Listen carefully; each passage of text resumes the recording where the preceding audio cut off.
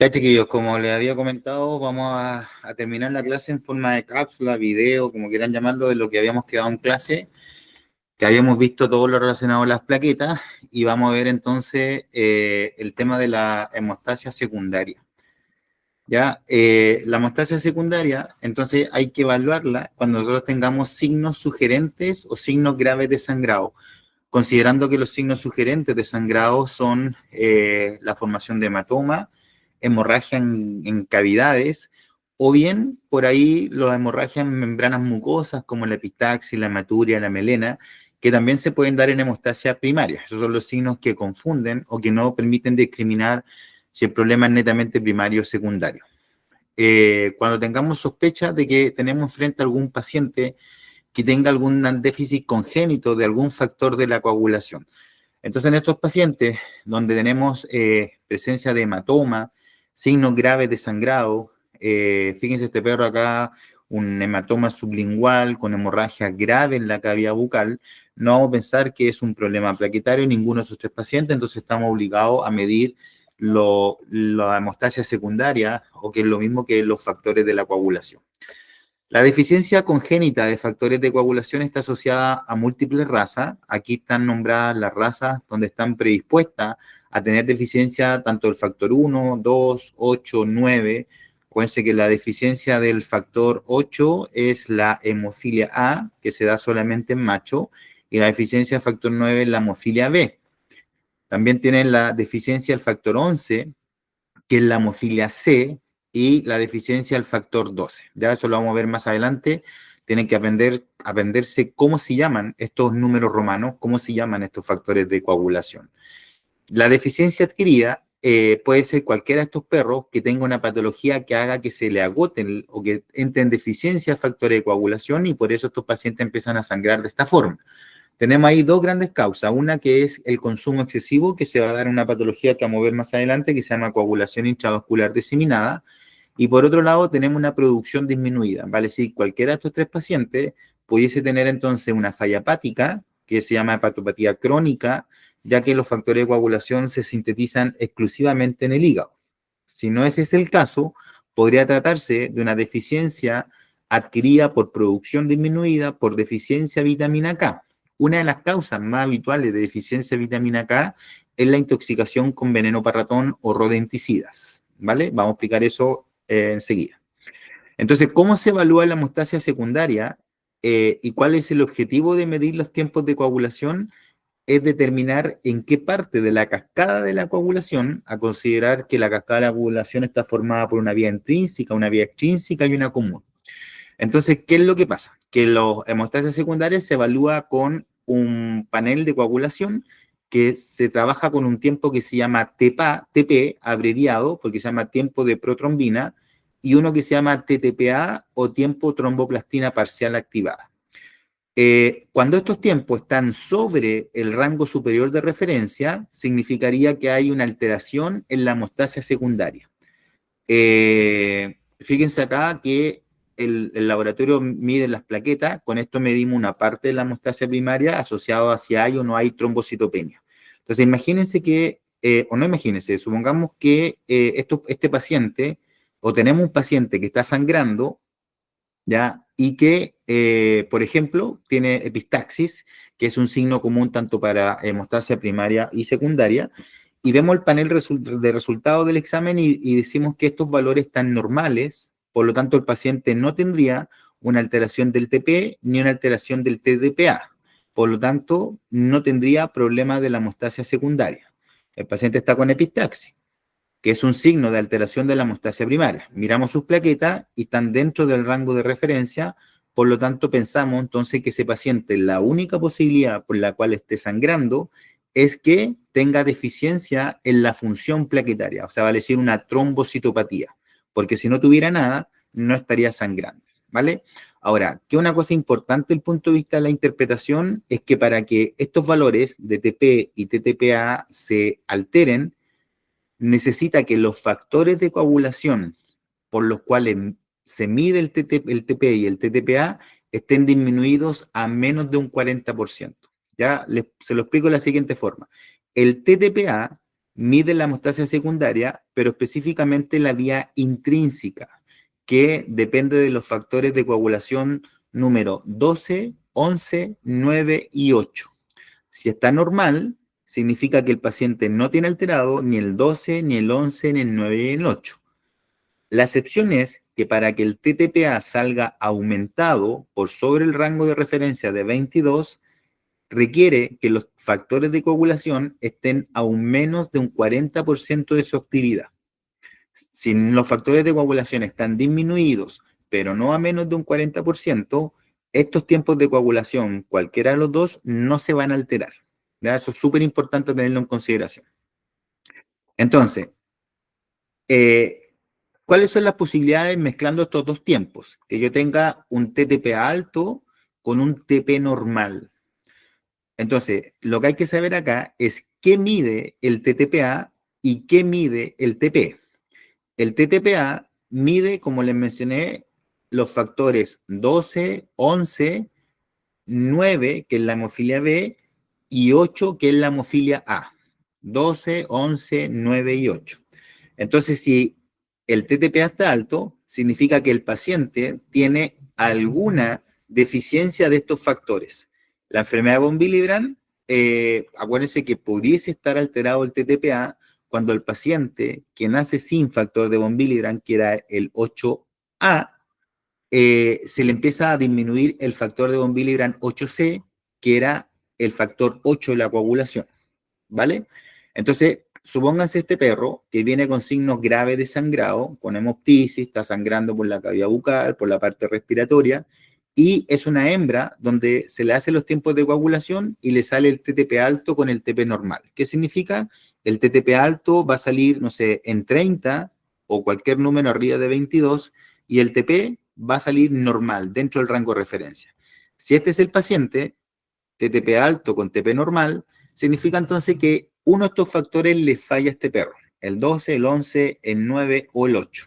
No la enfermedad de von Willebrand, porque insisto, la enfermedad de von Willebrand genera un sangrado de hemostasia primaria, petequia y equimosis, ¿vale?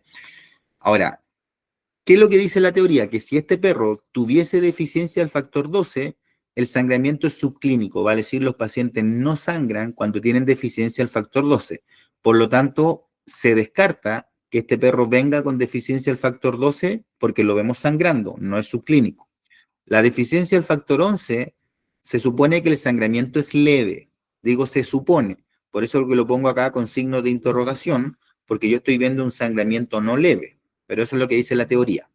Y se descarta del momento que es hembra la deficiencia del factor 8, hemofilia A, y la deficiencia del factor 9, que es la hemofilia B, como es hembra, porque eso se da solamente en los machos, son patologías ligadas al sexo. Entonces, si yo tengo este perro con TTP alto y TP normal, la única posibilidad, siendo hembra, es que tenga una deficiencia del factor 11. Por más que la teoría diga que el sangramiento es leve y por más que ustedes vean un perro que a lo mejor no está sangrando en forma leve, porque una cosa es lo que dice la teoría y otra cosa es lo que dice la práctica. Ustedes tienen que pensar que si el TTPA está alto con el TP normal, es porque alguna deficiencia de estos factores tiene. Ahora, ¿qué tendría que tener el paciente para que con un TTP alto y un TP normal yo sospeche de una enfermedad de von Willebrand? Tendría que tener además el tiempo de sangría aumentado, cosa que no es el caso acá, ¿vale? Ahora, si ustedes tienen, por otro lado, vamos a ver acá abajo, un TTP alto con un TP alto, vale decir, este número está por arriba de 12 y este número está por arriba de 22, significa que el paciente tiene alterado todos los factores de la coagulación.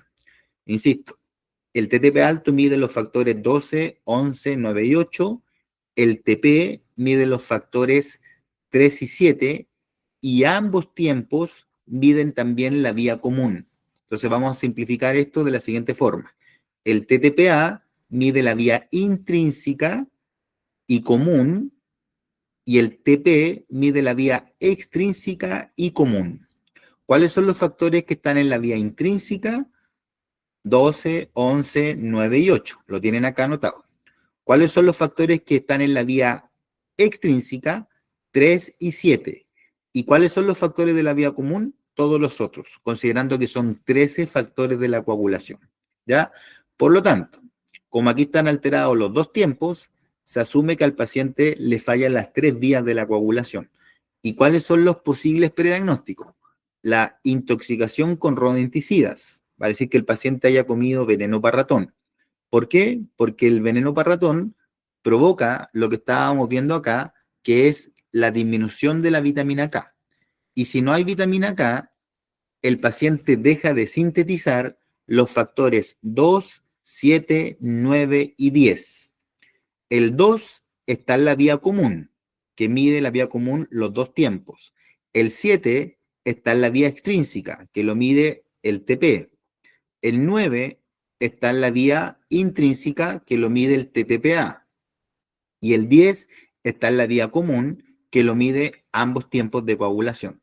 Entonces, cuando el paciente come veneno para ratón, vamos a ver entonces más adelante que se le alteran todos los factores de la perdón, todas las vías de la coagulación, no todos los factores, se alteran solamente el 2, el 7, el 9 y el 10. ¿Qué otra posibilidad tenemos? Que tenga una coagulación intravascular diseminada, que tenga una hepatopatía crónica, ¿ya? Acuérdense que la hepatopatía crónica se produce o deja de sintetizar el paciente los factores de la coagulación. Hay una producción disminuida por mala síntesis de los factores de coagulación. Que tenga un déficit del factor 10. ¿Por qué el factor 10? Porque el factor 10 es exclusivo de la vía común y ambos tiempos se alteran también por deficiencia de la vía común. Repito, el TTPA se altera en deficiencias de la vía intrínseca y común y el TP se altera en deficiencias de la vía extrínseca y común. Como el factor 10 está en la vía común y ambos miden la vía común, obviamente los dos van a salir altos. El déficit de trombina, que es el factor 2 es de la vía común y por lo tanto, como ambos tiempos miden la vía común, se alteran los dos tiempos de análisis. Veamos el ejemplo al medio. TTPA normal, ¿qué significa normal? Que el paciente no tiene alterado ni el 12, ni el 11, ni el 9, ni el 8. Tiene alterado el TP. ¿Qué es lo que mide el TP? Extrínseca y común. Vale decir, entonces tiene todos los factores alterados, menos el 12, el 11, el 9 y el 8. ¿Ya? ¿Por qué se coloca este ejemplo acá? Porque cuando el paciente come veneno para ratón, se produce la deficiencia de la vitamina K y la vitamina K es necesaria para la síntesis de los factores 2, 7, 9 y 10.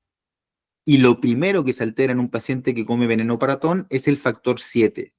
Si pasan las horas y nadie le hace nada a ese paciente que comió veneno para ratón, se empiezan a alterar los otros factores, el 2, el 9 y el 10. Y en esos casos se me alteran los dos tiempos de coagulación, que es lo que sale acá, intoxicación con rodenticida. ¿Ya? Entonces, lo que tienen que aprenderse ustedes es cómo se llaman los factores de la coagulación. Bueno, todos se sintetizan por el hígado y hay algunos que además se le agregan la plaqueta, como por ejemplo el 1, que se llama fibrinógeno, el 4, que también lo sintetizan las plaquetas, que es el calcio. Si no hay calcio, la coagulación no se produce. El 5, que lo vimos en la clase de plaqueta, que estaba como gránulo dentro de las plaquetas. Y por acá el factor 13. Y los otros, fíjense, todos en el hígado, excepto el factor 3. El factor 3 lo trabaja la vía extrínseca. El TP mide la vía extrínseca y común. Entonces, ¿cuáles son los factores que están dentro de la vía extrínseca? El 3 y el 7. Ya, solo se los voy a explicar ahora cuando veamos la cascada de la coagulación. ¿Ya? Bueno, y aquí está anotado entonces donde participa cada uno de los factores de la coagulación. Entonces, si el paciente comiera veneno para ratón, entonces ustedes saben que se altera el factor 2. El factor 2 está en la vía común. ¿Quién mide la vía común? El TTPA y el TP. Después se altera el factor 7. ¿Cómo se llama el 7? Proconvertina, ahí me equivoqué, se llama proconvertina, y este participa en la vía extrínseca. ¿Quién mide la vía extrínseca? El TP. El 9 se llama hemofilia B, y este participa en la vía intrínseca. ¿Quién mide la vía intrínseca? El TTPA. Y el 8, que se llama hemofilia A, se mide con el TTPA y está dentro de la vía intrínseca. Entonces ese es el enredo que tienen que madurar, ¿ya? Ahora, ¿cómo va a quedar un poquito más claro? Explicando la cascada de coagulación, que la vieron en fisio, todos los que estuvieron conmigo en patología lo vimos en patología nueva, pero bueno, vamos a explicarlo de nuevo para que, a ver si queda más claro.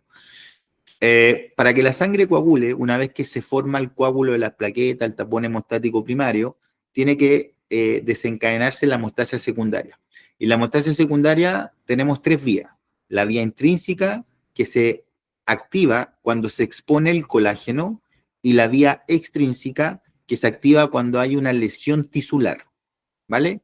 Esta vía se considera la más importante en iniciar la coagulación, y esta de acá se considera como la vía más importante en mantener la coagulación. Obviamente nos falta la vía común, que la vamos a ir viendo a medida que cómo se va activando esto. Entonces, cuando se activa, cuando se expone el colágeno por un trauma en los vasos sanguíneos, lo primero que pasa es que el factor 12 se activa a factor 12 activado. Por eso se llama cascada de coagulación, porque uno se va activando y este va activando al otro. Este factor 12 no es materia de la clase de hoy día, pero finalmente activa o da origen a la bradicinina, que es un neurotransmisor encargado de la sensación dolorosa, nociceptiva, que el paciente le duela cuando sufre un trauma. Bueno, este factor 12 va a ir a actuar sobre el 11 para transformarlo en 11 activado. El 11 activado va a ir a actuar sobre el 9 para transformarlo en 9 activado. El 9 activado va a ir a actuar sobre el 8 para formar el 8 activado. Entonces aquí tienen los factores de la coagulación que son de la vía intrínseca. 12, 11, perdón, 12, bien digo, 12, 11, 9 y 8. 12, 11, 9 y 8. Para que esto se active, para que el 11 pase a 11 activado, el 9 a 9 activado y el 8 al 8 activado, requeremos calcio, que es el factor 4. ¿Y quién sintetiza el factor 4? Lo sacamos de la dieta, del hueso y las plaquetas. ¿Ya? Aquí no entra el hígado, ¿vale? Ahora, cuando se activa entonces la vía intrínseca, vamos a formar una cosa que se llama complejo tenaza. Esto salió después, olvídense eso todavía. Vamos a formar un complejo tenaza. El complejo tenaza es una macromolécula, por así llamarlo, que está formado por las plaquetas, por el factor 9 activado, más el factor 8 activado, más el calcio. Todas estas cositas forman una cosa que se llama complejo tenaza. Ahora, cuando hay un traumatismo, también hay lesión tisular, entonces paralelamente se activa la vía extrínseca de la coagulación. Y en la vía de la coagulación depende de dos factores solamente. Ya no es el 11, el 12, el 11, el 9 y el 8, sino que aquí actúa el factor 3, que era el factor tisular, y el factor 7, ¿ya? Entonces, el factor 7, tenemos un porcentaje del factor 7 que normalmente anda activado en el plasma, así listo para iniciar la coagulación. Por eso que esta vía es más importante en iniciar la coagulación. Este factor 3, que se libera cuando hay destrucción de tejido, lo que busca es ir al resto del factor 7 que no anda activado en el plasma para activarlo y formar el factor 7 activado. Entonces ahora el factor 7 activado más el factor 3 más el calcio van a formar otro complejo tenaza. Y este se llama complejo tenaza de la vía extrínseca, y por acá tienen el complejo tenaza de la vía intrínseca. Porque hay una flecha que apareció acá del factor 3 hacia el factor 11, es porque en una diapositiva anterior decíamos que los perros que nacen sin factor de 12 no sangran. Y fíjense una cosa, el factor 12 es necesario para activar el 11, y para que el 11 después active el 9 y el 9 active el 8. Pues los perros que nacen sin factor 12 no van a sangrar, por eso es subclínica, porque el 11, aparte de ser activado por el 12, que no va a estar en un perro que nazca sin factor 12, también es activado por el factor tisular de la otra vía. Este factor tisular va a actuar sobre el 11 y va a hacer que el 11 pase a 11 activado, y de ahí empiece la cascada hacia abajo, ¿ya? Entonces aquí aparecía el complejo tenaza de la vía extrínseca, que está formado por el factor 7, por el factor 3 y por el calcio, ¿ya? Este complejo tenaza también tiene la potencialidad de ir a activar al factor 9. Acuérdense que habían pacientes que podían nacer sin factor 11. En teoría, si uno naciera sin factor 11, no se podría activar el 9. Si no se activa el 9, no se activa el 8. Si no se activa el 8, no hay complejo tenaza. Si no hay complejo tenaza, no coagula la sangre. Entonces, ¿qué dice la teoría? Que los perros que nacen sin factor 11 sangran levemente. ¿Por qué? Porque a pesar que no haya factor 11, el 9 se va a activar igual gracias al complejo tenaza. ¿Ya? Entonces, este complejo tenaza lo que busca es activar este factor 9, lo mismo que hace el 11 en casos de pacientes que nazcan sin factor 11. Ahora, ¿por qué se llama complejo tenaza? Complejo tenaza porque viene de la sigla inglés que es 10, es 10 en inglés, y asa significa enzima. Entonces esto es un complejo enzimático, que va a ir a actuar sobre el factor 10 para transformarlo en 10 activado. Este factor 10 ya hablamos de la vía común. Entonces, todo lo que esté en blanco es vía intrínseca. Todo lo que esté en moradito es vía extrínseca. Todo lo que esté de color aquí, no sé, medio granate, esta cuestión, no sé qué color será, es vía común. Entonces, los complejos tenaza, ambos, van a actuar sobre el factor 10 para transformarlo en 10 activado. Y este 10 activado nuevamente va a ir a actuar sobre el 7 que anda dando vuelta en el plasma para formar más complejo tenaza, para que el complejo tenaza vuelva a activar al factor 10. Este factor 10 se le une el factor 5 activado, se le une el calcio nuevamente y ahora formamos un complejo que se llama protrombinasa. O sea, es una enzima que su nombre lo dice, va a ir a actuar sobre la protrombina. La protrombina es la vamos a tener que activar y se va a transformar en trombina. Trombina es el factor de coagulación 2. Entonces, el complejo protrombinasa va a actuar sobre el factor 2 inactivado que se llama protrombina y cuando se pasa a activado, 2 activado, se llama trombina. Esta protrombina, además, tiene la particularidad de ir a activar al factor 9. Por eso que los perros que nacen sin 11 no pasa nada, sangran muy poquito porque el factor 9 se sigue activando por otros lados, no solamente ya del 11. ¿Ya? La protrombina va a ir a actuar sobre el factor 1, que se llama fibrinógeno, y lo va a transformar en fibrina, llamado factor 1 activado. El fibrinógeno lo pasa a fibrina.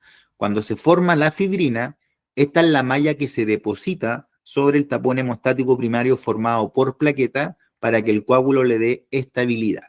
Entonces, lo que tienen que saber ustedes es que de la chorrera de números que están acá, efectivamente son todos los números que tenemos acá. Y hay factores que actúan en la vía intrínseca, que son el 12, el 11, 9 y 8. Hay factores que actúan en la vía extrínseca, que son el 3 y el 7, y todos los demás actúan en la vía común. El 10, el 5, el 2, trombina, el 1, fibrina. ¿Ya? Y cuando se forma la malla de fibrina, actúa el último factor, que es el factor 13, que estaba nombrado acá como factor estabilizador de la fibrina, para que el factor 13 estabilice la fibrina y le dé duración al coágulo. Entonces, llevado esto a la prueba de laboratorio, que es lo que interesa, usted tiene que saber que hay tiempos de coagulación que miden la vía intrínseca y común a la vez. Y eso es, el TTPA mide todo lo blanco y mide todo lo que está aquí de color oscurito. El TTPA. El TP mide todo lo que está aquí en color lila más todo lo que esté aquí en color oscurito. Entonces, si yo tengo un aumento del TTPA y del TP, quiere decir que están afectadas las tres vías de la coagulación. Si yo tengo aumentado el TP, para decir esta parte, fíjense una cosa, ojo acá. Si yo tengo aumentado el TP, que mide la parte moradita, 3 y 7, más todos estos números que están acá abajo, esto está alterado con el TP, pero el TTPA me da normal y el TTPA mide lo blanco con lo granate. Por lo tanto, si el TTPA me da normal, yo descarto esto y también descarto esto. Por lo tanto, asumo que el aumento del TP era solamente por la parte moradita. Repito, si yo tengo aumentado el TTPA, perdón, De nuevo, si yo tengo aumentado el TP, quiere decir que está aumentada la vía extrínseca y está alterada la vía común. Pero si además yo le mido el TTPA, y como el TTPA mide la vía intrínseca y mide la común, automáticamente descarto la intrínseca y automáticamente descarto la común, por más que el TPE me haya dado alterado. Y significa que el TPE dio alterado solamente porque está alterada la vía extrínseca. ¿Ya? Hagámoslo al revés. Si ustedes tienen un TTPA alto, significa que la vía intrínseca está mala, por lo tanto los factores malos son 12, 11, 9 y 8, o la vía común está mala, donde están los factores 10, 5, 2, 1 y 13. Le hago la medición del TP y el TP me dice normal. Ah, entonces no era la vía común la que estaba alterada, no es esta, y solamente me queda este lado de acá, la vía intrínseca. Por eso que en la tablita estaba puesto de esa forma. Si el TTPA me da alto y el TP me da normal, que es lo que expliqué recién, significa que hay un daño solamente en la vía intrínseca. Ya no está en la común, porque si estuviera en la común, debiera salir el TP alterado. ¿Ya? Eso es lo que tienen que madurar.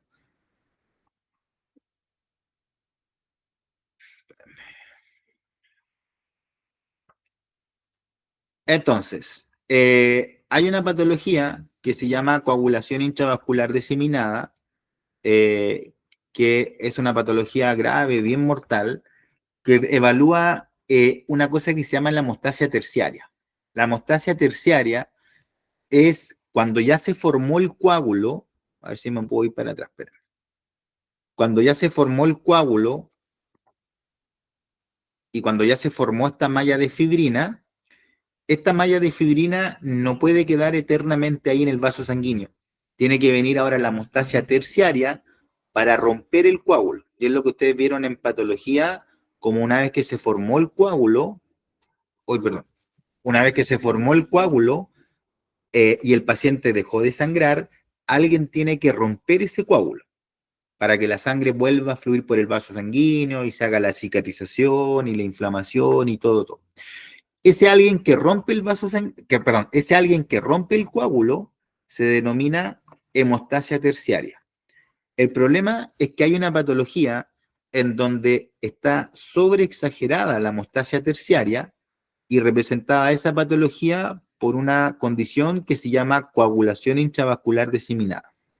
Entonces se exacerba la fibrinolisis, se exacerba la ruptura de los coágulos y por lo tanto ese coágulo se rompe antes de tiempo y el paciente empieza a sangrar de nuevo. Entonces esta patología es una condición secundaria a múltiples enfermedades, cualquiera que provoque destrucción tisular, activación plaquetaria, daño endotelial, cosas que activen la coagulación.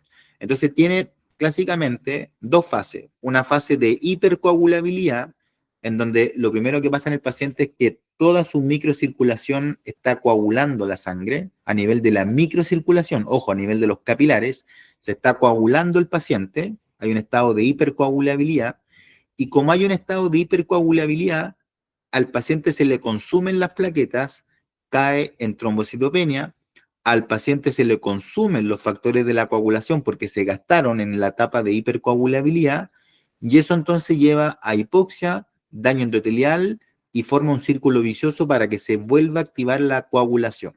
Entonces imagínense esto, que el paciente estuviera formando coágulos por todo el cuerpo a nivel de toda la microcirculación. En algún momento la fisiología dice, bueno, hay que romper esos coágulos porque si no el paciente se va a morir de infarto.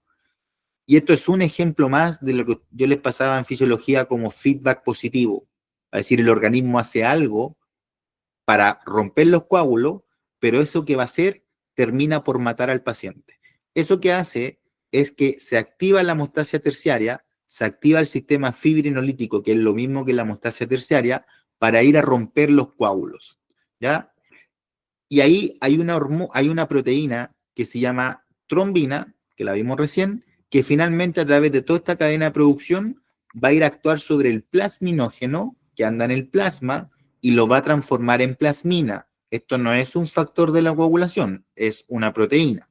Y esa plasmina va a ir sobre la malla de la fibrina previamente formada y va a romper la malla de fibrina.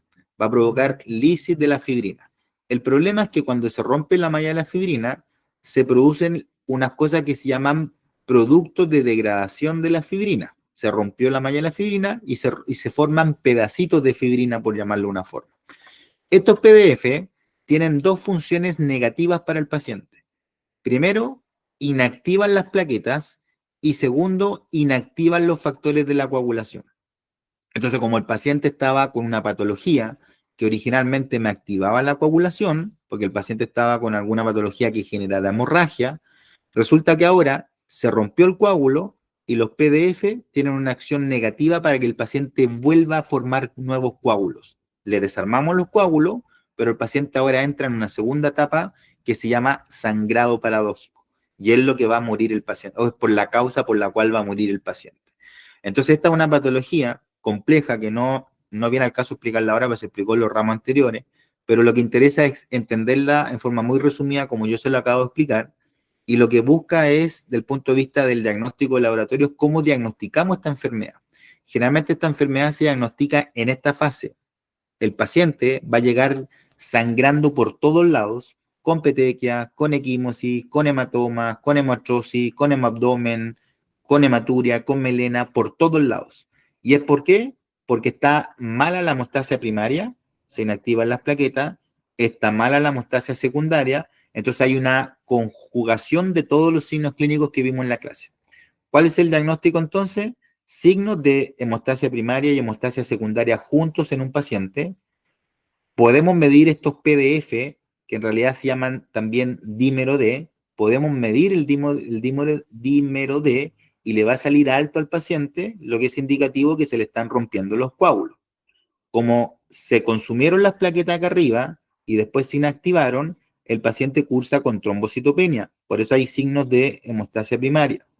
Y como se le inactivaron los factores, todos los factores, hay aumento de los tiempos que miden los factores de coagulación. Aumento del TTPA, que mide la vía intrínseca y común, la parte blanca y oscurita de la diapositiva anterior, y el TP, que medía la vía extrínseca y común, parte morada y oscurita de la diapositiva anterior.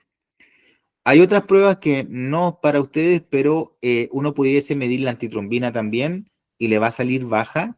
Y esto que vimos en hematología, que eran los esquistocitos, que eran los fragmentos de los glóbulos rojos fragmentados. ¿Ya? Eso es un hallazgo bastante común de coagulación intravascular diseminada. Entonces, hay una tabla resumen de las principales enfermedades que ustedes pueden tener del punto de vista de la coagulación, pero no se la aprendan de memoria porque tienen que razonarla. Es, en base a la patología, cómo van a encontrar los tiempos que normalmente miden la coagulación.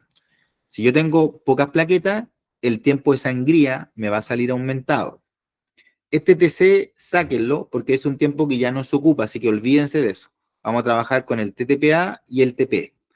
Entonces, si yo tengo trombocitopenia, el tiempo de sangría sale aumentado. El tiempo de TPA y TP obviamente van a salir normales porque la trombocitopenia no es un problema de hemostasia secundaria. Si yo le cuento las plaquetas a ese paciente, obviamente me van a salir disminuidas porque el paciente tiene trombocitopenia. Y los PDF van a salir normales porque los PDF solamente aumentan en la hemostasia terciaria o fibrinolisis excesiva.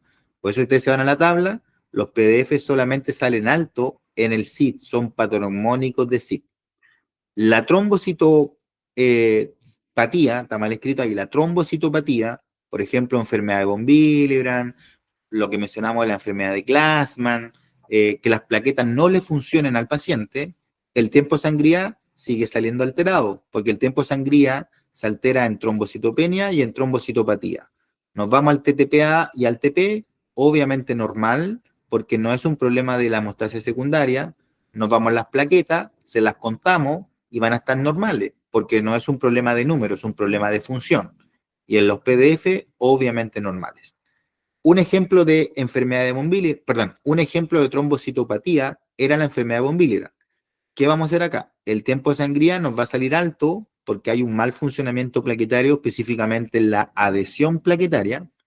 Nos vamos al TTPA y ¿qué dice? ¿Normal o alto? ¿Cuándo va a estar normal? Cuando los pacientes tengan disminución solamente del factor de von Willebrand 8A. ¿Cuándo va a estar alterado? Cuando además tengan alteración del factor de von Willebrand 8C. El TP va a estar normal porque el TP no tiene nada que ver con el factor de von Willebrand. Mide solamente los factores de la vía extrínseca y común.